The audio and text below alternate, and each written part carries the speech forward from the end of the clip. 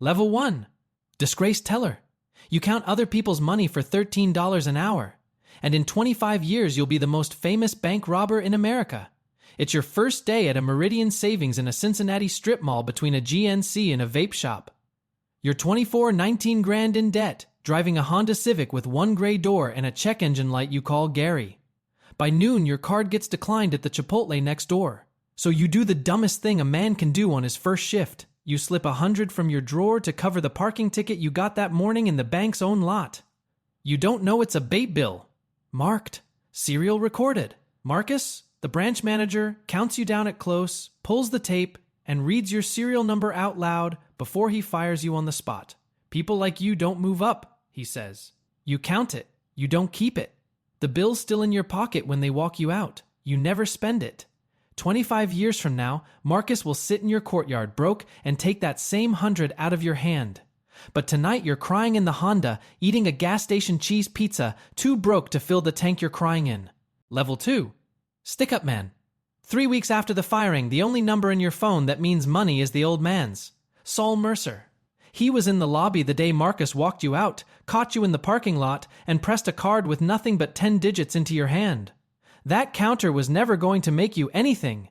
He said the only true thing you'd heard all day. Rent is late. The blacklist is real. You call. He doesn't ask if you're sure. Men like Saul know the ones who ask are the ones who run. He hands you a job, a cheap revolver you've never fired, and a ski mask that smells like the last man who wore it. Not a bank. A check-cashing place on Vine Street, plexiglass thinner than your old teller window. You already know what people look like before they do something stupid 3 years behind a counter taught you. You freeze at the door. Your hand is on the handle and your legs just stop negotiating. The speech you rehearsed 200 times in the mirror evaporates. Hands where I can. Your voice cracks down the middle. You forget the bag. Saul hisses it through his teeth behind you. Nobody warns you about this part. It isn't the gun that shakes. It's you holding it. Then you see it. The clerk's right hand is drifting. Slow, casual, sliding off the counter towards something underneath. You know that drift. You watched 100 tellers make it toward a panic strip. You were trained to make it yourself. Don't, you say. One word. The hand stops. You walk out with $2,300 in a grocery bag, 90 seconds before the first cruiser rolls the block. In the car, Saul counts it, peels off your cut, and watches your face. You're not smiling. You counted the exits before you counted the money, he says. Like a diagnosis. That's what I saw in that bank line. You watched the cop buy the deposit slips before the guard did. Tellers count money. The man who counts exits that man ends up a name people are scared to say out loud. If he lives, that night you try to spend a 20 of it on gas and your hand won't move. Not the 20, the other bill. The marked 100 from Meridian Savings, still folded in your wallet. The one piece of paper that could put you in a room with Marcus again. You should burn it. Instead, you tape it inside the wallet seam behind your nothing of a license, and you don't ask yourself why. The take is gone in a month. The feeling isn't. You start watching the news the way other men watch sports. One name keeps surfacing. Marcus. The same Marcus, the manager who fired you on day one, is out of the branch now, working bank fraud, building a career on robbers the way he once built one on a kid who pocketed 100. He tells a reporter armed robbery is a young man's mistake with an old man's sentence. You go still when his face fills the screen. Saul notices everything. You know him? He fired me. Saul laughs, one dry breath through his nose. Then he taught you the trade. Most men have to pay for that. A bigger crew has been asking about you. Not for a shooter, they've got shooters. The hot kind. The kind that pull triggers when a plan goes quiet. They want the opposite. Someone calm behind the wheel who can feel a job turning before it turns. They've left a stolen Crown Victoria on a side street. Keys under the mat. 5 minutes. One test drive. Level 3. Getaway driver. You pass the test by doing the one thing they don't expect. You don't speed. You take the stolen Crown Vic around the block at the limit, reading the lights, reading the traffic, finding the 3 streets where a cruiser can't open up. When you pull back in, Renata, 15 years in, never once cuffed, just nods. Everybody we test floors it, she says. You drove like you planned to get old. So you become the wheelman. Youngest by a decade. The only one in the car who's never done a day inside. They don't let you forget either. Saul made the introduction and stepped back. You never saw him work again. Men like Saul go quiet, and you don't ask. One winter his number stops connecting, and you let it ring out. Here's what nobody tells you about the job. It is almost entirely waiting. The movies lie. 95% of this work is a cold car. Engine off, idling glows on thermal. A running converter remembers you watching a glass door, aging a year every minute they're inside. Your bladder becomes your enemy. The other men get the adrenaline of the room. You get the silence. The silence is worse. Then one day the silence breaks early. A teller trips an alarm 30 seconds into a job that needed 4 minutes. You feel it before it's a sound when it's still just heat on the back of your neck. The crew comes out hot, bags swinging, and every instinct in the car screams floor it. You don't. You ease into traffic like a man late for church. You take the residential grid speed humps, parked cars, the streets where a Charger doing 90 just kills somebody's kid. You feed the cruisers a left when they want a right.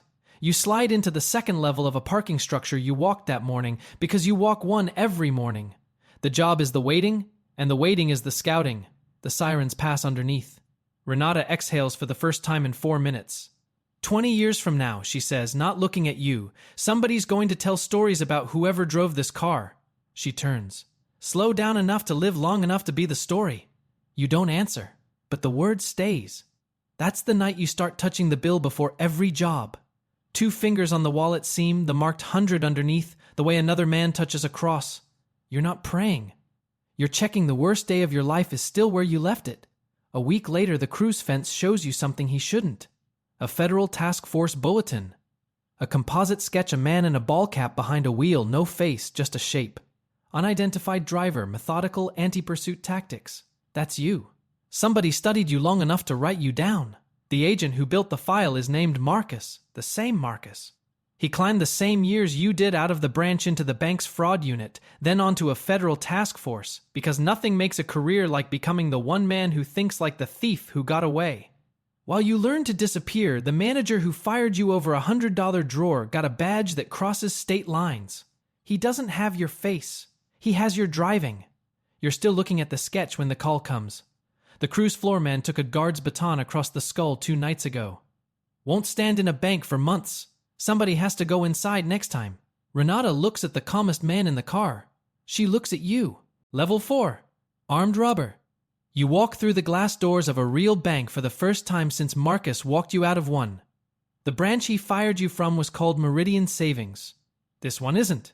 They're the same room anyway. Same fluorescent hum. Same gray carpet. Same row of teller drawers. Same cheap pens on cheap chains. Your body remembers this room before your mind does. You spent 3 years on the other side of a counter just like it. You know exactly how everyone in here was trained to think. That's the part the crew can't believe. You know the die pack doesn't live in the drawer, it's bundled into a strap of Mark 20s by the door, built to look like a gift and blow red smoke on the sidewalk. You know the bait stack, the recorded bills a teller hands you first so they can trace what walks out. You know the bottom drawer is a 90-second time delay, not worth the wait. So you don't wait. You don't take the bait. You don't touch the bundle that bleeds. The crew thinks you're psychic. You're not. You're a man robbing a house he used to live in. Then you see her. 3rd window down. 22 maybe. Cardigan. A little laminated name tag. Her hands are flat on the counter, shaking so hard the chain pen rattles. And there's a dark stain spreading down the front of her slacks because her body did the math her mind couldn't. She is exactly who you were. The early shift, the student loans, the speech about being next in line. For 1 second your mouth opens. You close it. You take the cash from her drawer and you say nothing, and you carry her face out the door with you. And 25 years from now you will still be able to describe the cardigan. The money spends. The face doesn't. On the way out, a guard makes his decision. You see it before he does the same shoulder drift you've read 100 times. On a clerk on Vine Street. On panic hands behind a counter. His hand hasn't moved yet. You're already inside it. You put him on the floor with a forearm and a knee and you never fire a shot. The crew calls it ice in your veins. It isn't ice. It's the counter teaching you one more time. The take is 41,000. It should feel like everything. It feels like a girl in a cardigan, and the vault behind her is laughing at you. 6 figures behind a Diebold door with a time lock you can't beat with a crowbar and a prayer. You stand in front of it with 60 seconds on the clock and nobody on the crew who can open it. You turn around and leave that money sitting there because a machine told you no. You walk out richer than you've ever been and angrier than you've ever been. And the anger isn't about the girl. It's about the door. That night you don't touch the bill for luck. You take it out and you look at it a long time, the marked 100, the serial number Marcus read out loud in front of the whole branch. You're now a man whose worst piece of evidence is a thing he refuses to throw away. You put it back, and you start asking around for the one man who can teach a door like that to say yes. Level 5. Safecracker. The man who teaches doors to say yes is named Augie. He's half deaf from a lifetime next to drills, did 11 years for a vault in Cleveland, and came out loving them more, not less. He doesn't take students. He takes you for one reason. Heard you walked from 6 figures rather than botch a door, he says, not looking up. Most guys love the money. You hate losing. He taps the lock on his bench. Hate, I can teach. So you apprentice to a religion. The first thing the religion tells you is that everything you pictured is wrong. No stethoscope. No spinning the dial with a cracksman's smile. That died decades ago. Modern work is patience and electronics, a baresoap slid through a pinhole, a magnet on a rod, a thermal lance for the old plate steel, a laptop for the new locks that think they're smarter than you. It's boring. It's slow. It's the most beautiful thing you've ever been good at. Augie watches your hands and says the line that lodges under your ribs for 20 years. Do this clean for 10 years and you don't get caught, kid. You get retired. He taps the steel. Either they never learn your name, or they never stop saying it. There's no version where they say it a little. The test comes on a job everyone swears can't be done in the window. A modern vault. A 60-minute alarm loop. A score that needs the door open in 40. You open it in 31. In the dark, on your knees, baresoap feeding a gray image to a screen, magnet finding the relay. You read the click the way you once read a clerk's drifting hand with the back of your neck. The bolt throws. The crew goes quiet, the way men go quiet in a church they don't believe in. You are suddenly the most valuable man any crew can hire. You float between crews now. Renata's was just the first. You outgrow them the way you outgrow everything in this life by surviving while other people don't. A specialist goes where the work is, which is the exact moment you become the most exposed, because Marcus changed his hunt. He can't catch you in a building you're never in one long enough. So he stops chasing where you've been and starts predicting where you'll go. The fence shows you another bulletin, national this time, and it isn't a sketch. It's a profile. Your drill angles, your tool marks, your refusal to ever touch bait money, the one tell that the man they're hunting used to be a teller. He built a fingerprint out of your discipline. The thing keeping you alive is the thing he's using to find you. You go back to the car that night and do something no careful man should. You take the marked 100 from your wallet, it's serial now in a federal file, seal it in a magnetic key box, and weld the box up under the wheel well, protecting the one object that could end you like it's worth more than the vault you just cracked. You don't know why. You just know you'd sooner burn the car than the bill. Augie sees the bulletin too. He's been quiet a long time.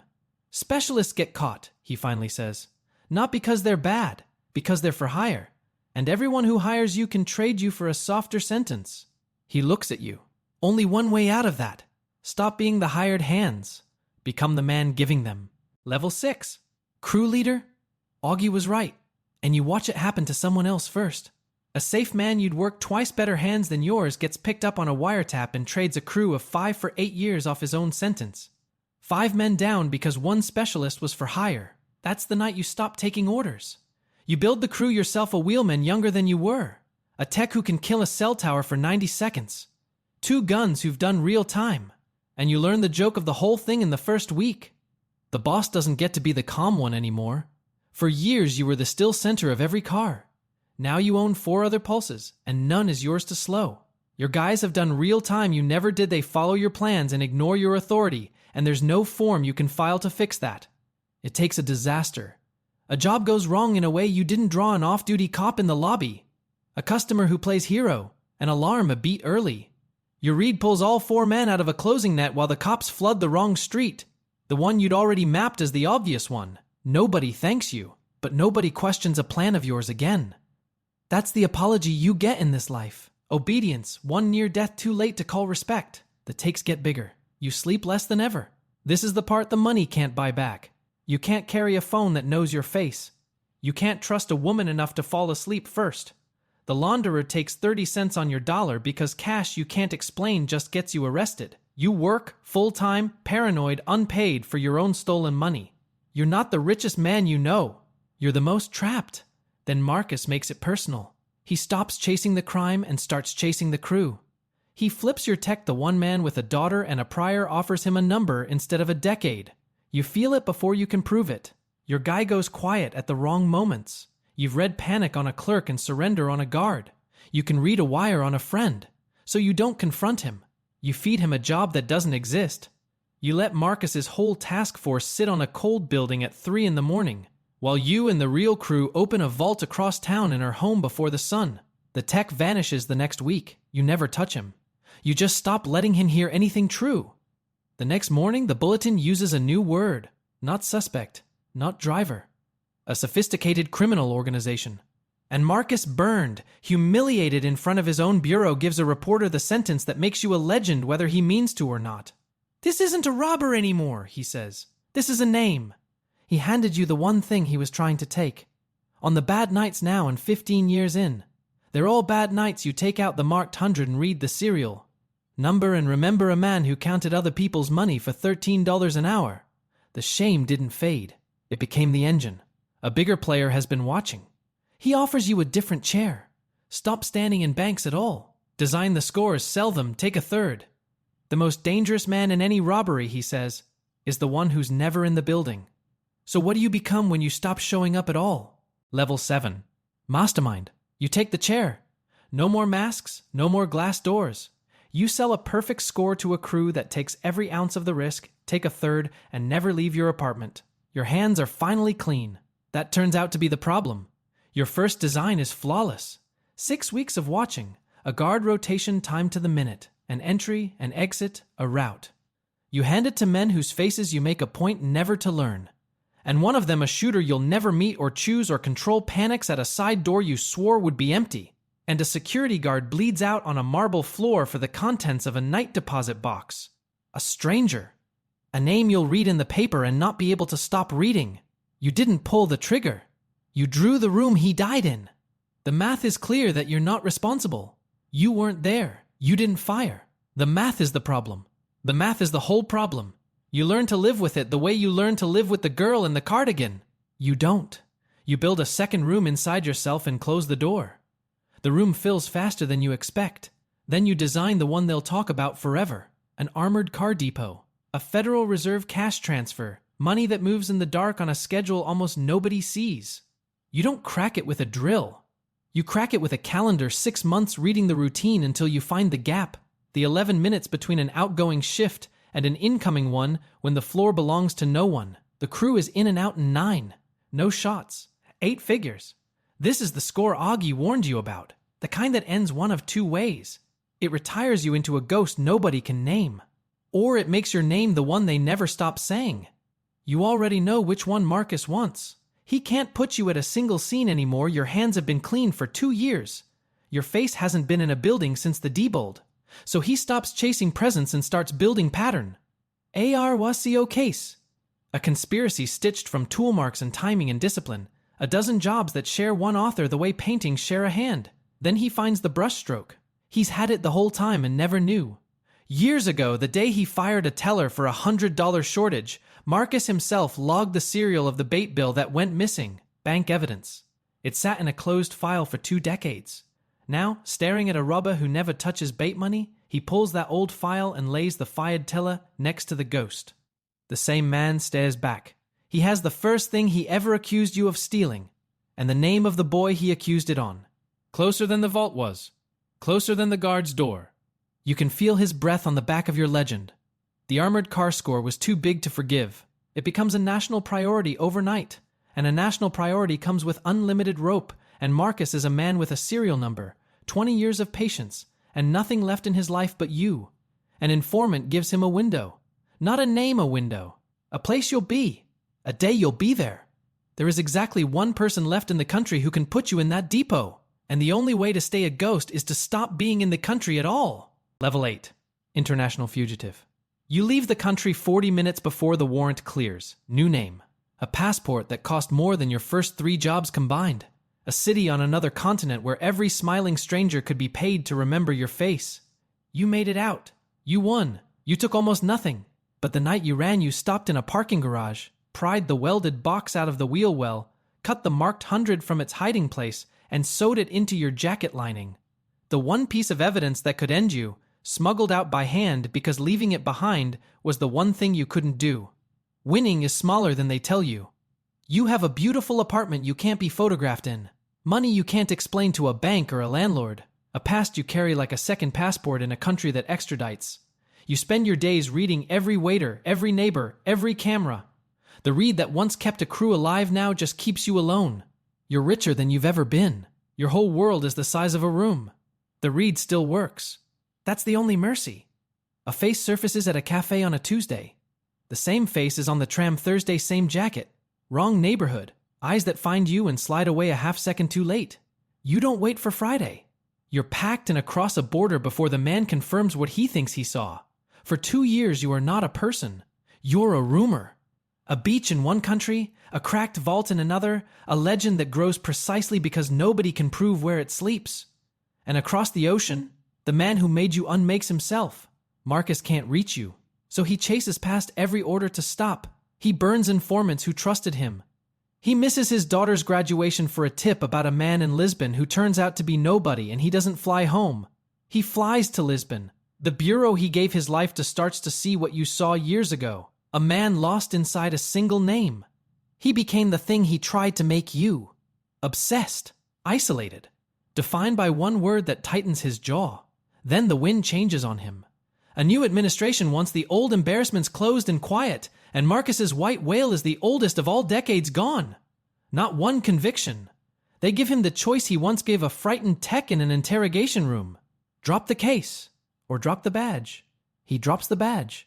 The man who sent people like you don't move up gets walked out of his own building by men half his age, gun and credentials in a plastic tray. Fired, blacklisted, in his own quiet way from the only work he ever loved. You read about it on a phone, on a terrace, somewhere warm. The jacket with the 100 in its lining on the back of your chair, the worst day of your life still riding with you. An ocean from the counter where it happened. You wait to feel something enormous. You feel almost nothing. Almost. The years keep going. The statute runs out on the small cases. The big ones die for want of a witness who'll talk. Phones stop ringing. The posters yellow and come down. And one ordinary morning the strangest thing happens to a man who spent 25 years being hunted. Nobody is looking for you anymore. So what's left when there's no one left to run from? Level 9. Notorious retired criminal. You were never convicted of anything. That's the whole sentence, and it's stranger than any prison. A quiet man with a quiet name in a warm country. A fortune nobody can prove. A legend that still moves in whispers through a world you no longer touch, the ex-teller who beat the bureau. The name they never stop saying. Marcus comes to find you on an ordinary afternoon. There's no warrant behind him anymore. No badge. No man half his age. He's older than the word old. The divorce case cause took half a pension, the firing already gutted. He wrote a book about you that nobody bought. And now he spent the last of his money tracking you down for the only thing he has left to sell, the true story. From your mouth. The ending he never got. He sits in your courtyard wearing the same dead-eyed certainty he wore the morning he called you a thief. He doesn't mention that morning. You both remember it perfectly. You go inside and come back with the bill. The same marked 100. The serial number he read out loud 25 years ago. The one thing he ever pinned on you and the one thing he was right about. You set it on the table between you. You were right, you say. I took it. The only thing you ever caught me with. You slide it across the wood. I never spent it. Keep it. Call it a payment for the promotion you said I'd never get. He looks at the bill. He looks at you. He takes it. Not because he's beaten. Because he's broke. And broke doesn't have a pride budget. His words. Your terms. 25 years between the day he made you a thief and the day you paid him for it. Some debts settle themselves. He's barely gone when they bring you the kid. 19. Just fired from a teller window for a drawer that came up short $100 he never touched. Broke, furious, sharp in a way that has nowhere to go. He stands in your courtyard the way you once stood in a parking lot in front of an old man, shoulders forward, weight on the balls of his feet, eyes counting the exits before his mouth decides what to say. The read. You recognize it instantly, the way you'd recognize a language you invented being spoken back to you. You hand him a phone with one number in it. That counter was never going to make you anything, you tell him. The same words an old man said to you in a parking lot a lifetime and $100 ago. In Soul's mouth, they tasted like a door opening. In yours, they taste like recruitment, evening, the terrace, the empty square of table where the bill used to sit. Somewhere, the man who called you a thief is walking home with your $100 in his pocket. Somewhere, a phone is about to ring for a kid who reads rooms. You watch him go down the road, already counting doors, wondering if this is all there is. The read is the hook. The read is the trap, and the phone is already ringing. If you like this story, like and subscribe for more.